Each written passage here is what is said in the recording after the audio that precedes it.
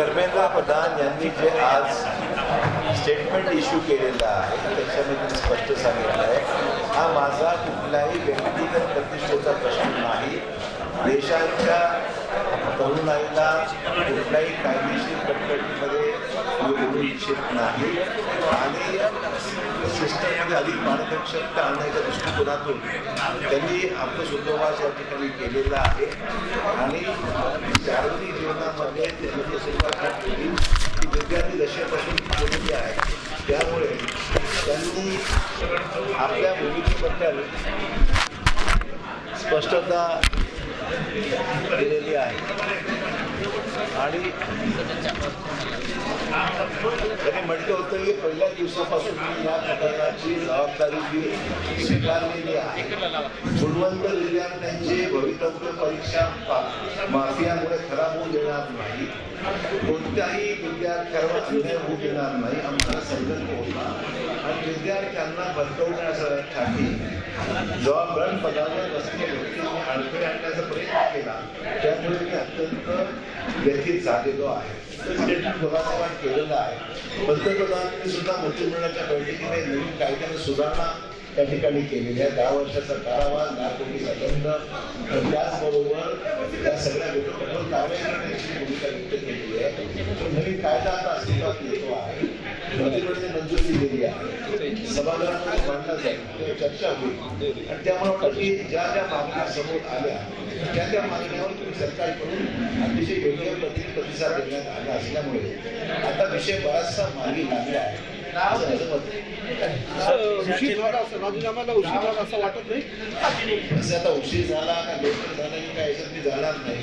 विषय तोडगा मिळालेला आहे की त्याच्यात जाऊन असणार. सर, सोशल मीडियावर तुमच्या नावाची चर्चा सुरू आहे केंद्रीय शिक्षण मंत्री पदासाठी. असं चर्चा कोणत्या कोण आहे मला मी त्याला दिसत. सर, देशाचे पंतप्रधान विद्यार्थ्यांवर जे गुन्हे दाखल झाले ते मागे येतो म्हणले होते, अद्याप पण काही झालं नाही. होईल आता ते ही प्रोसेस झाला, कायदा झाला आहे, चौकशी जी काही झाली. शेवटी कसं आहे की त्यांची जी बैठक झाली त्याच्यामध्ये बऱ्याचशा गोष्टी त्याच्यामध्ये सगळ्या गोष्टी काही समोर आलेल्या नाही. पण सोमवारी जे सोमवार मंगळवार चर्चा जी संसदेत होईल त्याच्यामध्ये या गोष्टी समोर येतील काय काय सरकारने निर्णय घेतले. सर, हिंगोलीच्या मुलानं CJP पक्ष काढून आंदोलन केलं, याकडे कसं पाहतो? ठीक आहे ना, जसे की कोणाला कुठल्या पक्षाचं समर्थन करायचं हा व्यक्तिगत प्रश्न आहे, केला असेल. भाजपाला आव्हान राहणार का? असे लोकशाहीमध्ये सत्ताधारी पक्ष असतो, समविचारी पक्ष असतात, विरोधक असतात, चालत राहतो.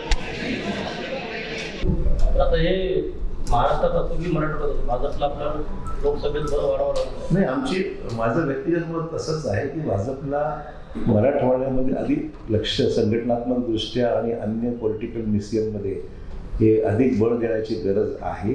आणि मराठवाड्यामध्ये 8ही जागा आज आमच्याकडे, एकही जागा मराठवाड्यात भाजपची नाही आहे संसदेमध्ये, गोष्ट खरी आहे.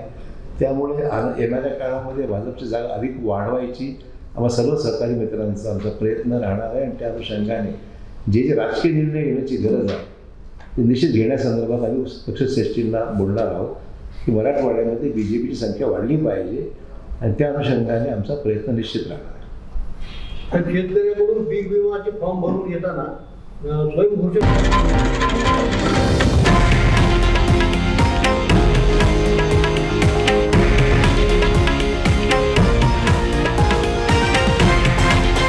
हे आहे देशातील नंबर 1 न्यूज नेटवर्क आणि आपण पाहत आहात TV9 मराठी, एकमेव.